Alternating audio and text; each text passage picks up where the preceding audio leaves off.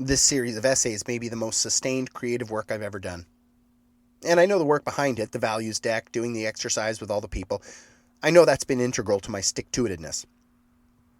It's easy for me to feel uncreative sometimes because it's difficult for me to sit down and paint a sunset, or to freehand my child's profile, or to weld anything nicely. I'm 45 years old, and to my shame, I still do not know how to sew. My creativity seems to require bones to hang from. I'm Nick Walton. I'm a coffee roaster, I'm a dad, I'm a husband, I'm a wee farmer, and I can't stop thinking about the invisible scripts that run our lives. You're listening to The Values Sort. This is a field guide to the values that shape the patterns and thinking and behaviors that end up shaping our lives. This is essay number 18, Creativity. Let's get into it. This card covers a lot for me. When you do the exercise, you have to sort concepts down from 57 all the way to 5. And as I've alluded here before, it's not about finding the 5, the ones that define you and box you in. It's about identifying some of the things that have affected or are affecting your choices right now in your recent life, in order to better understand your position. It's about understanding the thought processes surrounding your values to affect your vision and mission, eventually to affect your choices and the work of your hands and your mind. So one of the ways you do this is by nesting concepts. People often end up looking at some binaries, some either-ors. For instance, people will sit there and hold true friendship and mature love in their hands. Well, which one is it? They look at the little descriptions on the bottom of the cards, and I encourage them to ignore the little descriptions on the bottom of the cards, preferring their own conceptions of what the words on the cards mean. Is it more this or is it more that? And then they'll nest one concept under the other. For me, personally, I ended up nesting mature love under true friendship, because true friendship is obviously the best card in the deck. Everything wonderful can fit neatly under its banner, but I digress.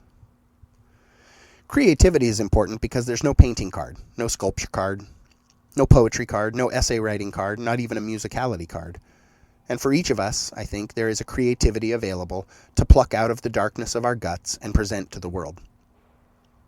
Some people don't feel creative, but I say to them, I think they probably are.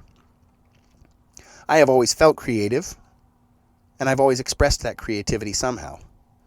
I'm good at building coffee shops. I've done 2, and the second one was better than the first. I'd really like to do another one, but in this economy? I like to draw plans. I find a space where we might move or expand, and I draw it over and over and over, graph paper all over the dining room. I have developed a comprehensive plan for a home I'd like to build for my wife and me to live in one day. It's called the Aggregate House. It's about gathering and warmth and solidarity into the future. I've thought out many details, and I really think it would be a special place.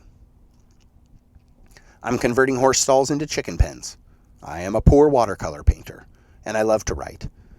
I think this project, these essays you're reading, are some of the most creative, generative things I've done in years and years.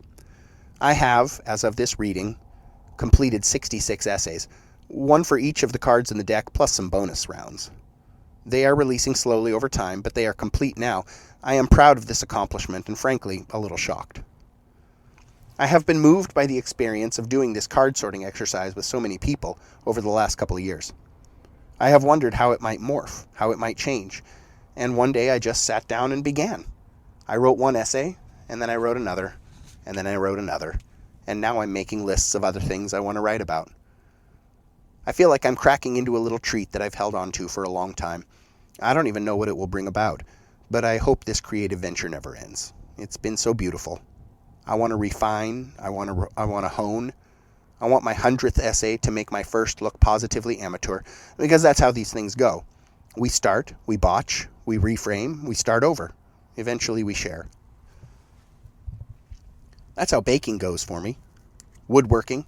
Anything creative I've ever done, or certainly that I've ever succeeded in, has begun. Somewhere, sometime, it has a beginning. Why not now? Why not today? In my youth, creativity was ancillary. It either happened or it didn't. I had no intentions. In my younger adulthood, I attempted to tie creativity to vocation or obligation.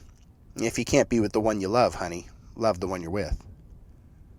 These essays are expressions of my creative energy blasting out through the cracks formed in the mundane. Roasting 20 batches of coffee in a row, making payroll, changing oil, and household chores. It takes a minute to get rolling, creatively speaking. I have to break free from something external that limits and hinders creativity. It's all the pressure to do and produce, you know? It's finances and the speed of life. Creativity feels like such a waste when productivity is on the table. We must be mindful. We must decide. We must break free. This world can be bitter. It's cold and it's inhospitable a lot of the time for a lot of the people. And creativity, generating something lovely, whatever it is, from nothing, is one of the kindest, freest things we can do for and alongside our fellow humans.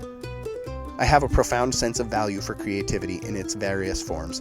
It's my joy to sit down with people and be present when something creative unlocks within them.